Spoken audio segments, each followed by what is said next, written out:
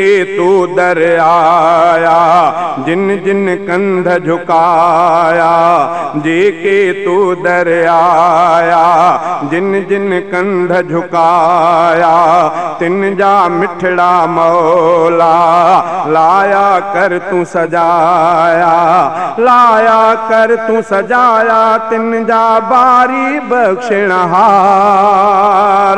पंहिंजे घर जे सदके साईं दे पंहिंजो सभिनि खे प्यार, पंहिंजे घर जे सदके साईं दे पंहिंजो सभिनि खे प्यार।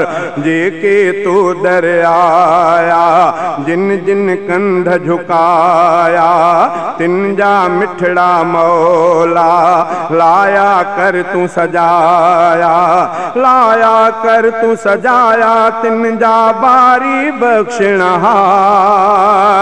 पंहिंजे घर जे सदके साईं दे पंहिंजो सभिनि खे प्यार, पंहिंजे घर जे सदके साईं दे पंहिंजो सभिनि खे प्यार।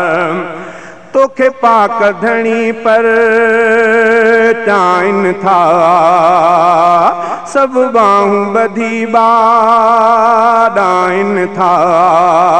तोखे पाक धणी पर चाइन था, सब बाहूं बधी बाडाइन था। जहिड़ा तहिड़ा मेरा मंदा, तो दर आया आहिन बंदा।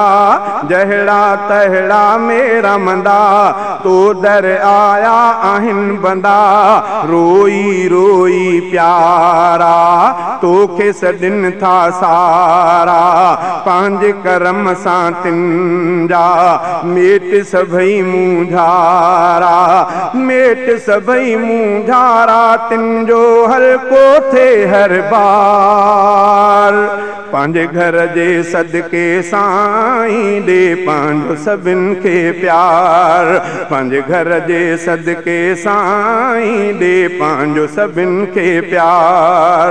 जेके तो दर आया, जिन जिन कंध झुकाया, तिन जा मिठड़ा मौला लाया कर तू सजाया, लाया कर तू सजाया। तिन जो हल्को थे हर बार। पंहिंजे घर जे सदके साईं दे पंहिंजो सभिनि खे प्यार, पंहिंजे घर जे सदके साईं दे पंहिंजो सभिनि खे प्यार। के काथों कही, के काथों कही, के आसूं खणी हिते पहुता थी। के काथों कही, के काथों कही, के आसूं खणी हिते पहुता थी। तुंहिंजे घर जे गिलाफ खे चिंबिड़ी मिठा, ॻोढ़ा ॻाढ़े सुॾकनि से तपया। तुंहिंजे घर जे गिलाफ खे चिंबिड़ी मिठा, ॻोढ़ा ॻाढ़े सुॾकनि से तपया। पंहिंजो अझो के घुरनि था, दान जझो जे घुरनि था। पंहिंजो अझो के घुराई दे पंहिंजो सभिनि खे प्यार। तुंहिंजे काबे अॻियां था क़याम करनि, तुंहिंजो नालो वठी था सभु सजदो कनि।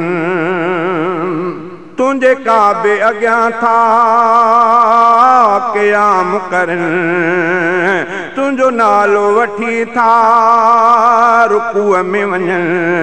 तुंहिंजे काबे अॻियां था तवाफ़ करनि, तुंहिंजो नालो वठी था रुकूअ में वञनि। सभु सजदे वारी हालत में रब आहिनि तुंहिंजे इबादत में।